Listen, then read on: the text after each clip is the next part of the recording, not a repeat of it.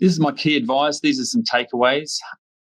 These are things that I try and emphasize when I talk to clients who are looking at Australia as a potential country to migrate to and to obtain an outcome as far as permanent residency is concerned. And that is to have a long-term and appropriate strategy that can make or break your future. It's no good coming to Australia and saying, well, I will just study a diploma in this.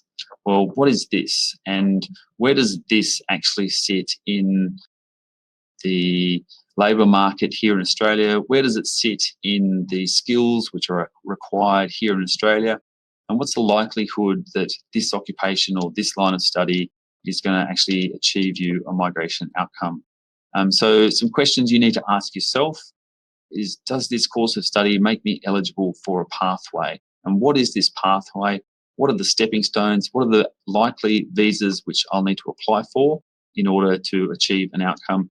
And this is something which is difficult to do as an individual who is unaware of the immigration system. And again, this is why I would implore everyone to consult with a registered migration agent, to talk to someone like myself who's got experience, who can explain to you how it is that you go from where you are now through a course of study, through other visa types to achieve your migration outcome.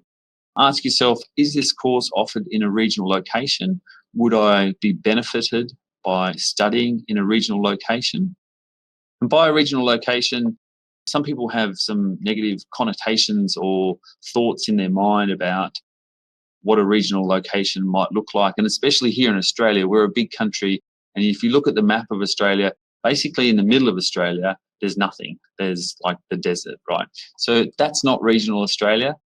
Regional Australia is made up of some really wonderful small cities and towns and centres. For example, Adelaide is considered to be a regional centre.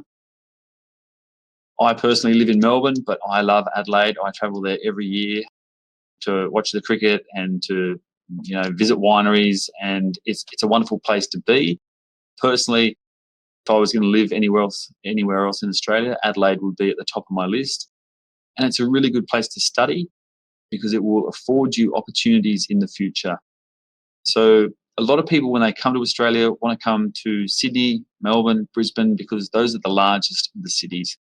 But it doesn't necessarily translate to opportunities because a lot of people are trying to come to these particular locations. So consider regional Australia. There are a lot of opportunities in regional Australia. And then finally, I sound like a broken record, but is the course aligned to an occupation on the medium to long-term list? This is really important.